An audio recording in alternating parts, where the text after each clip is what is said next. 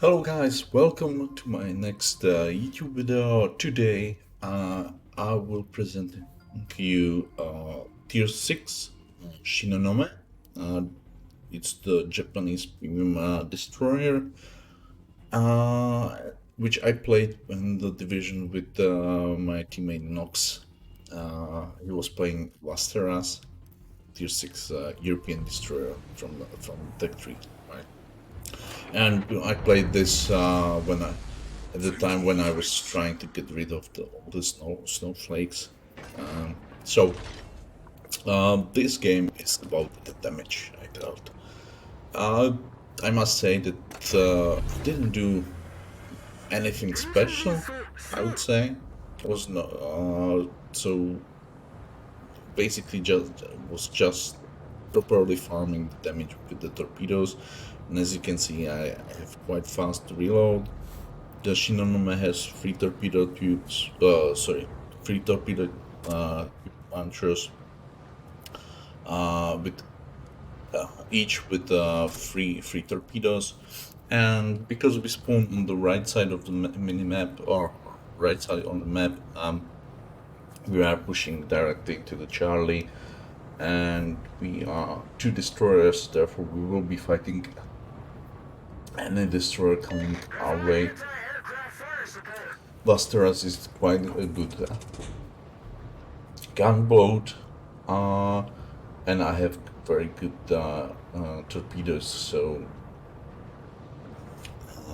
we will have quite decent advantage because then we are actually complementing each other's with the Vasteras, right? So my very strong torpedoes has decent guns. Well, the Shinonome has not that bad guns, but the rate of fire is quite bad, and also the turret trigger is poor. Definitely, Shinonome is torpedo boat, not the gun boat. So, but but it doesn't mean that you shouldn't be using the guns, right? So the enemy Wakilin was trying to push into the cab, but because we were both here, we were actually or we forced the Wakilin away. My first set of torpedoes was actually detected by the Wakilin. He spotted them, so there will be no hits on that. But we at least secured the Charlie for us. Now I will be going for the Colorado and Amaki, right? Those are two battleships. They are sailing in the same direction. We can see the Buckland is like actually leaving this side. So I was trying to hit him. Couldn't do that fairly, and he was out of my range now. So now will wait until I'm undetected.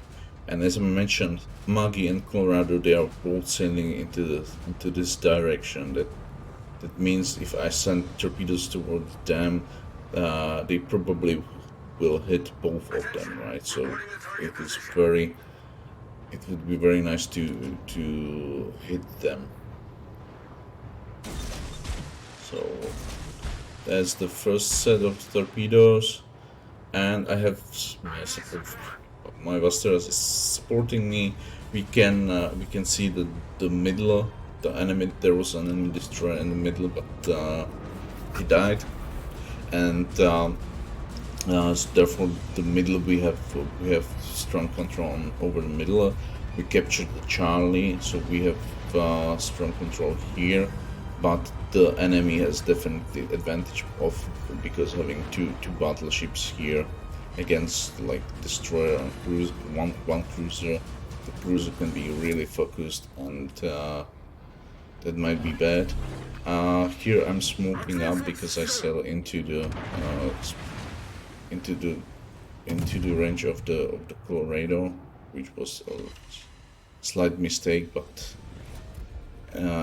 I knew that I can smoke up. I want to set him on fire because now he is damage prone to put down the floodings, even though he's still flooding. if I see it properly, right? And there he goes. He goes down. And now I'm farming the Amagi. Amagi stopped actually, so that was quite surprising. I was hoping that the Amagi would be sailing with the Colorado, but he stopped. So I start shooting at him, right? Start farming damage on him. Meanwhile, Nox was spotting him, and Amaki actually put down the fire, which was a slight mistake. And I correctly predicted that he will be reversing, even though I didn't aim as good as I could. But again, because he used the damage cone, the flooding is permanent. One fire was permanent, and I noticed he doesn't have a fire prevention, right? So that there are two fires already, one flooding on him, and now I'm trying to specifically aim for the bow, so I can get another fire on him, and I believe I will get it. Or no, it was actually a Nox who got the third fire, so I started to aim on the stair to set him on the fourth fire, right? But he died. In the meantime, he died because the flooding and all the fires ticked so much that our took so much damage. Now I have already 100,000 damage dealt in a tier 6 destroyer, right? So that's amazing result. And I was thinking, okay, the mid was actually or started to lose, or the pressure we had in mid like disappeared, and the enemy team start pushing from the A cap, right? But I didn't want to leave the Queen Elizabeth alone here, because then you would have a crossfire on us, and you don't want to have a enemy battleship having crossfire on your own ships, because the Devonshire, the Nelson, they are quite squishy ships, and you definitely do not want to have them being shot from behind or from the angles they wouldn't expect, right? So I'm still staying here. I'm trying, and my teammate Nox was actually he told me, okay, I will push into Bravo and I will try to fight the enemy destroyers around the Bravo, right? So I was like, okay, I will stick. I will try to get rid of the Queen Elizabeth. The salvo which I sent from behind the islands, I actually hit him a few times, but he stopped, right? So I didn't predict it properly. The second salvo, which I was now sending towards him now, or the torpedoes are missing him right now. So that salvo I missed because he slowed down, but he was probably not expecting the third salvo. Probably thought that he will have more time to actually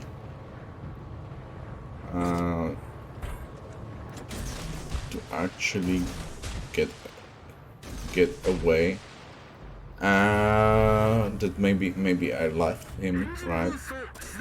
I was paying attention to his positioning, and I tried not to get detected again, because then usually when the ship is, when you are being detected in destroyers, the battleship have tendencies to do something, like with his rudder and engine, right? That means they have the tendencies to actually change course or speed, and this usually will screw you.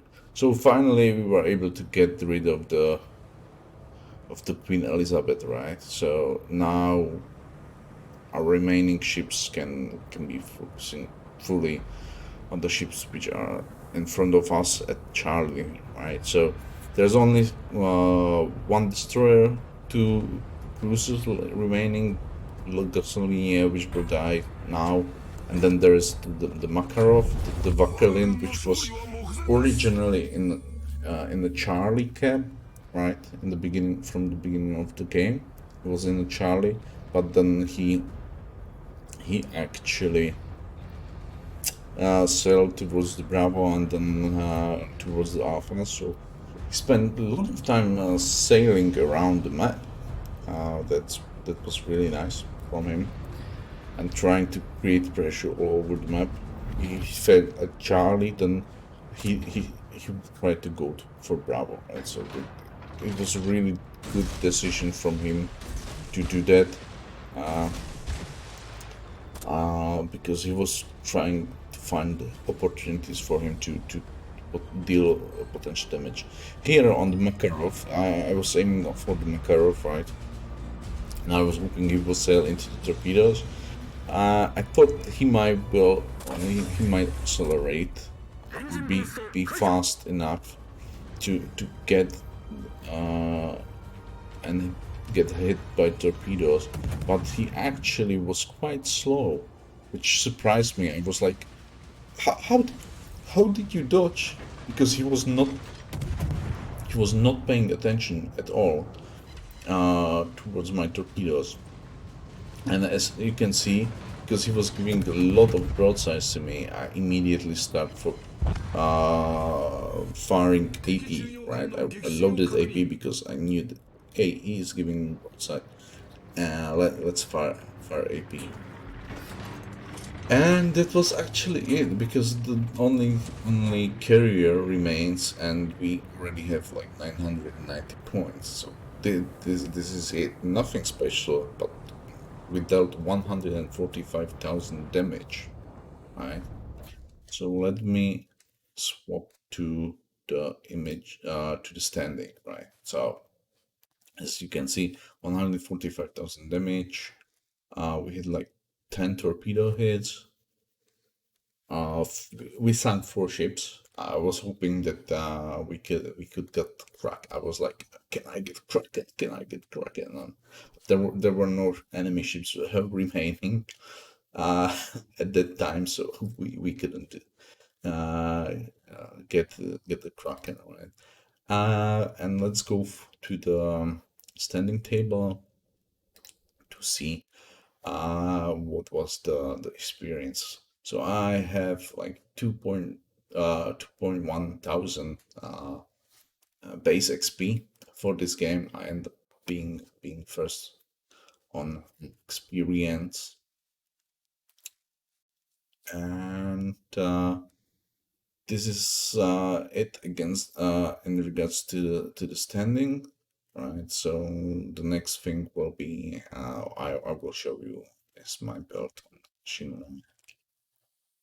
And here is the Shinonome in the port, so let's go for the equipment. And I don't have any equipment on him right now. And okay, so guys, I won't be buying any at the moment. I am saving my credits for another tier 10 I want to purchase. So I will just tell you what equipment I will buy. So first slot, main armor modification 1, definitely. Definitely that one. In second slot, engine room protection, and that one is available, so I can mount it actually because I have enough of these. So definitely this one. In the third slot, torpedo tubes modification 1, because Shinonome is ultimately a torpedo boat, therefore you want to have the all the bonuses which it provides to torpedoes, right? And in the fourth slot, here I would say probably propulsion modification 1, because if I can see, the rudder shift time is 3.2 seconds, so there is no point to actually improve improve it, it's already very good. So propulsion modification, because if you smoke up and you will need to accelerate or deaccelerate faster, especially accelerate faster or start reversing faster, then definitely propulsion modification would be the thing to go. And I had 11-point captain on my Shinonome, so let me show you that one. So first skill, always preventive maintenance on destroyers. Second skill, always go for the last 10. Third skill, because of the Shinonome is the torpedo build, I went full torpedo build. That means torpedo expertise is the third skill, because it gives you 10% faster reload. Fourth skill, concealment expert, done with 14-point captain. I would go regular location. With the 17-point captain, there are two options. You can go either survivability expert to be to have more health, but this will give you like two. It's tier 6, so it gives you like 1, 6, 12, 18, 18 plus 900, 2700 hit points. And because you have basic hit points is 12,900 with 2,700, that would be 15.6 thousand hit points.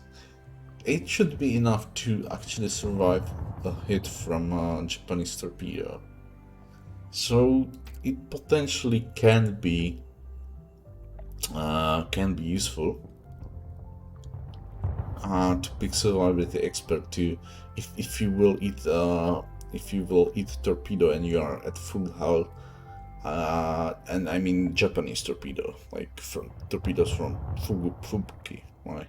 These strong high damage torpedoes, then you can survive it. But if you will be damaged a little bit and you will eat the torpedo, you will end up dying anyway.